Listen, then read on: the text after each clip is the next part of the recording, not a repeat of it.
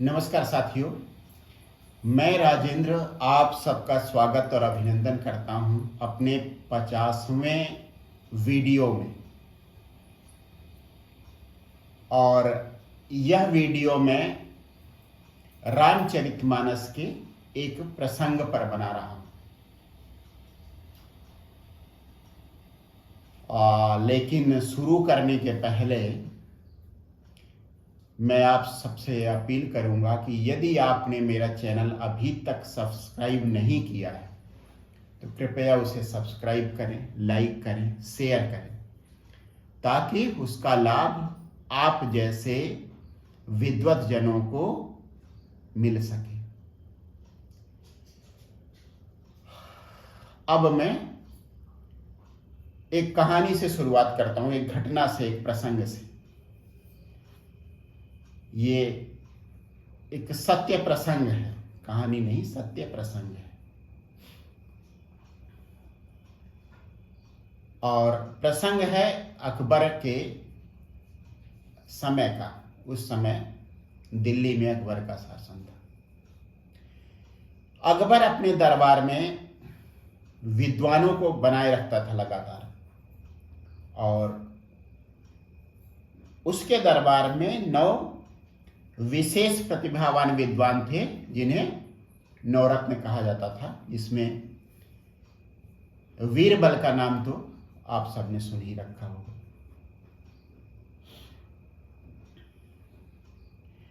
इसके अलावा अकबर साधु सन्यासियों से भी बीच बीच में मिलता रहता था। एक बार अकबर ने मुलाकात की सूरदास जी से, कृष्ण भक्त सूरदास। और प्रश्न किया तुलसीदास जी, राम भक्त तुलसीदास जी के बारे में। पूछा कि आपकी कविता, आपका काव्य, तुलसीदास जी भी काव्य लिखते थे और सूरदास जी। अकबर ने सूरदास से पूछा कि आपका काव्य और तुलसीदास जी का काव्य अगर उसकी तुलना की जाए तो किसका काव्य श्रेष्ठ है? बिना किसी हिचकिचाहट के सूरदास जी ने जवाब दिया, मेरा काव्य तुलसीदास जी के काव्य से श्रेष्ठ है।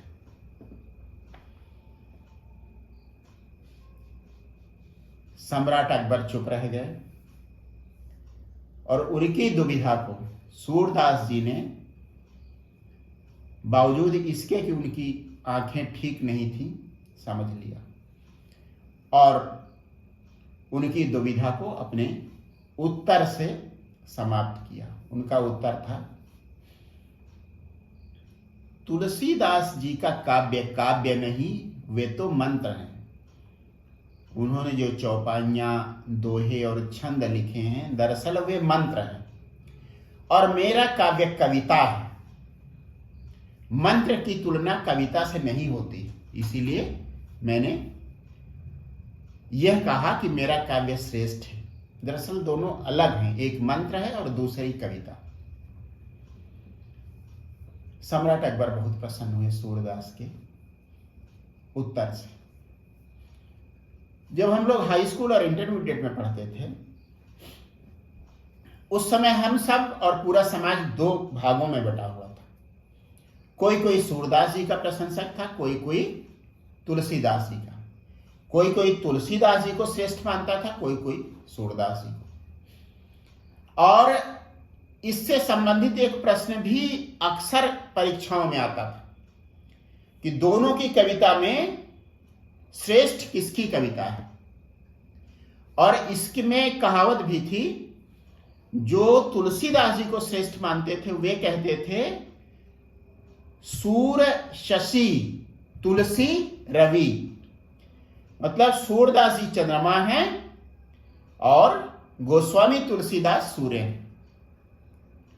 जो सूरदास के प्रशंसक थे वे कहते थे, सूर रवि तुलसी शशि। और यह विवाद कभी खत्म नहीं हुआ। धीरे धीरे वो तुलना भी बंद हो गई। अब मैं आता हूं तुलसीदास जी के काव्य पर।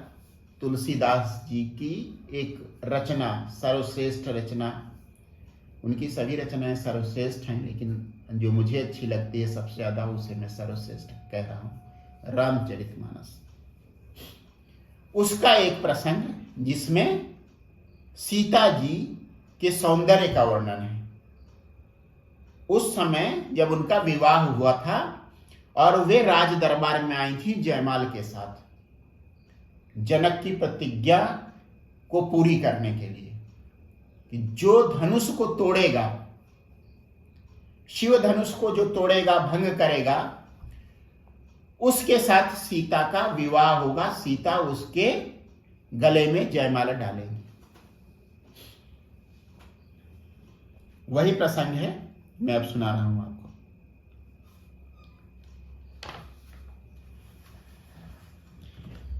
जानी सुअवसरु सीय तब, पठई जनक बुलाई, चतुर सखी सुंदर सकल सादर चली लवाई। उचित समय जानकर राजा आ चुके हैं, अपनी अपनी जगह पर बैठ चुके हैं। विश्वामित्र, राम और लक्ष्मण भी आ चुके हैं सभा में, दरबार में, और उचित आसन लेकर बैठ गए हैं। जानी सुअवसर सीय तब, पठई जनक बुलाए। उचित समय जानकर जनक जी ने सीता जी को बुला लिया। चतुर, बुद्धिमान और सुंदर सखियां सीता जी को लेकर आई। अब सीता जी के सौंदर्य का वर्णन आप देखिएगा। काव्य का सौंदर्य, सीता जी के सौंदर्य का वर्णन तुलसीदास जी के काव्य में, उस सौंदर्य के दर्शन आपको तुलसीदास जी के काव्य में होंगे। सिय शोभा नहीं जाई बखानी, जगदम्बिका रूप गुण खानी। सीता जी जगदम्बिका, जगत जननी, वो रूप की खान है और उनकी शोभा का वर्णन नहीं किया सकता, बखान नहीं किया जा सकता। सिय शोभा नहीं जाई बखानी, जगदम्बिका रूप गुण खानी। उपमा सकल मोहि लघु लागी। तुलसीदास जी कह रहे हैं, उपमा सकल मोहि लघु लागी, मुझे सारी उपमाएं छोटी लग रही हैं। प्रकृत नारी अंग अनुरागी, क्योंकि जो प्रकृति के बनाए हुए सामान्य स्त्रियों की सुंदरता है, उनका शरीर है, उससे स्वप्रकट सीता जी की तुलना कैसे की जा सकती है। सिय बरनी ते उपमा दे, को कभी कहाई अजसी को ले। सीता जी की सुंदरता के वर्णन के लिए यदि किसी को वह उपमा के रूप में चुनता है, किसी स्त्री की सुंदरता को उपमा के रूप में कोई कवि चुनता है, तो वह निश्चित रूप से अपयश का भागी होगा। कुकब कहाई अजसु को ले, जम पटतरी समसिया, जगयसी जुवती कहाँ कमनिया। तो सीता जी की इस तरह की तुलना करके कौन नादानी करेगा, कौन अनुचित कार्य करेगा। जगत में ऐसी कोई सुंदरी युवती है ही कहां। वे सब तो प्रकृति के द्वारा बनाए हुए हैं, प्रकृति द्वारा बनाए हुए हैं, और उनकी सुंदरता की एक सीमा है। उस सुंदरता से सीता जी की जो स्वतः प्रकट हैं, उस सुंदरता की तुलना नहीं की जा सकती। गिरा मुखर तनयरद भवानी, गिरा मुखर तनयरद भवानी। गिरा मुखर सरस्वती मुखर हैं, वाचाल हैं, आवश्यकता से अधिक बोलने वाली हैं। तन अर्ध भवानी, पार्वती जी अर्धनारीश्वर हैं, मतलब आधी पुरुष आधी नारी। रतियति दुखित तनुपति जानी। जब से शंकर जी के श्राप की वजह से कामदेव बिना शरीर के हो गए हैं, तब से उनकी पत्नी रति इतना दुखी रहती हैं कि उनके शरीर का सारा सौंदर्य छिन्न भिन्न हो गया है। विष बारुनी बंधु प्रिय जेही, विष बारुनी बंधु प्रिय जेही, कही रमा सम किमि वय देही। विष बारुनी बंधु प्रिय जेही, कही रमा सम किमि वय देही। गिरा मुखर तन अरद भवानी, रतियति दुखित तनुपति जानी। और विष बारुनी बंधु प्रिय जेही, कही रमा सम किमि वय देही। पहली लाइन मैं आपको बता चुका हूं, दूसरी लाइन सुनिए और मुस्कुराइए तुलसीदास जी के वर्णन पर। ऐसी लक्ष्मी जिसके विष और मदिरा जैसे भाई हैं।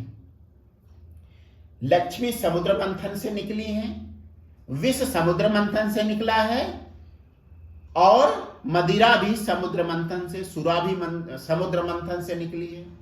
तो जिसके विष और सुरा जैसे भाई हैं, ऐसी लक्ष्मी से सीता जी की तुलना कैसे की जा सकती है। उसके बाद फिर आप देखिए,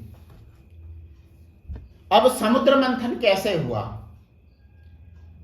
सबसे पहले भगवान विष्णु कच्छप बने, कछुआ बने, जिसकी पीठ बहुत ज्यादा कठोर थी और उस कछुए को समुद्र की तलहटी में बिठाया गया। उसके ऊपर मंदराचल पर्वत रखा गया। मंदराचल पर्वत को मथने के लिए वासुकी नाग की डोरी बनाई गई, रस्सी बनाई गई, उसे पर्वत के चारों तरफ, मंदर पर्वत के चारों तरफ लपेटा गया और कहां रखा गया, कछुए के जो समुद्र के तट पर है उसकी कठोर पीठ पर। और उस वासुकी नाग के एक तरफ दैत्य थे जिधर उसका मुंह था और दूसरी तरफ जिधर उसकी पूंछ थी उधर देवता था। आप कल्पना कीजिए, कष्ट से, पीड़ा से, क्रोधित होकर, कराह कर जब वासुकी फुफकारता होगा और विष छोड़ता होगा तो उसकी कुछ छींटें उन दैत्यों के साथ साथ देवताओं पर भी पड़ती होगी। इस भयानक परिस्थिति में जो समुद्र मंथन हुआ और उससे जो लक्ष्मी निकली, उस लक्ष्मी के सौंदर्य से सीता जी के सौंदर्य की तुलना कैसे की जा सकती है। ऐसी मूर्खता कौन कभी कर सकता है। अब तुलसीदास जी कहते हैं कि अगर समुद्र मंथन इस तरह से होता, जव छवि सुधा पयो निधि होई, यदि छवि को समुद्र बना दिया जाए, यदि छवि को अमृत बना दिया जाए और इतना अमृत कि वो समुद्र की तरह हो जाए और कच्छप परम रूप वाला हो, सुंदरता ही जैसे कच्छप हो जाए, कछुआ बन जाए, शोभा रजुमंदरु सिंगारु, और शोभा सुंदरता वह मंदराचल पर्वत बन जाए, मथय पानी पंकज निज मारू, कामदेव सशरीर प्रकट हो जाएं और ऐसे समुद्र का मंथन करें। जव छवि सुधा पयो निधि होई, परम रूपमय कच्छपु सोई, शोभा रजु मंदरु सिंगारु, मथय पानी पंकज निज मारू। जव छवि सुधा पयो निधि होई, परम रूपमय कच्छपु सोई, शोभा रजु मंदरु सिंगारु, मथय पानी पंकज निज मारू। तो इस तरह से जो लक्ष्मी प्रकट होंगी उसकी तुलना सीता जी से करना शायद उचित होगा। यह विधि उपजय लक्ष्य जब, सुंदरता सुख मूल, इस मंथन के यही विधि उपजय लक्ष्य जब सुंदरता सुख मूल। इस तरह की लक्ष्मी जो सुंदरता और सुख की खान हो, वह जब प्रकट हो, उपजे, मंथन से निकले, तदपि सकोच समेत कवि कहीं सीय समतूल। यही विधि उपजय लक्ष्य जब सुंदरता सुख मूल, तदपि सकोच समेत कवि कहीं सीय समतूल। उसके बाद भी कवि अगर तुलना करेगा तो उसे संकोच होगा। क्यों? क्योंकि ये सारी चीजें सुधा, रूप, शोभा और कामदेव प्रकृति के ही अंश हैं। प्रकृति का अंश जगत जननी जैसा सौंदर्य लिए हुए नहीं हो सकता। यह तुलसीदास जी का काव्य है।